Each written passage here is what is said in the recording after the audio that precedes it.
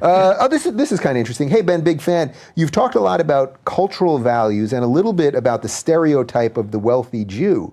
Is there one cultural value in Judaism/culture that you would point to as a cause? You know, it's interesting. If I read this question with a different tone, it could sound anti-Semitic. But I think he's actually saying, is there... What is the cause of civilization?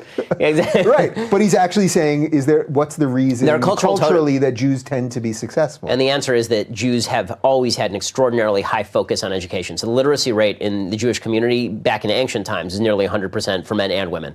So Jews have always been very into study, which is why we have giant sets of Talmud that sit on our shelves.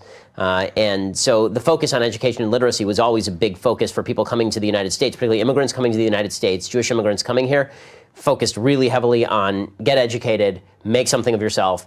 And if you focus on it, and this isn't just unique to Jews, I mean, this is true for, Thomas Sowell has a theory, and he basically says that people who are middlemen in any civilization are the people who are going to rise to the top because they're not benefiting from the home ground of being natives, and yet they're doing all the transactional work. And so that means that they have their own sort of in-group where they can negotiate with one another. So they'd say like Hasidic diamond merchants, for example, they don't need contracts, so they can cut out the middleman. And so they can keep costs low and they can do all that way. But also because they don't have that ground, they're forced to use the system as best they can, which usually means playing by the rules of the system in the most efficient possible way. And so you see that with a lot of Korean immigrants, for example, who will come to the United States, and then education is all they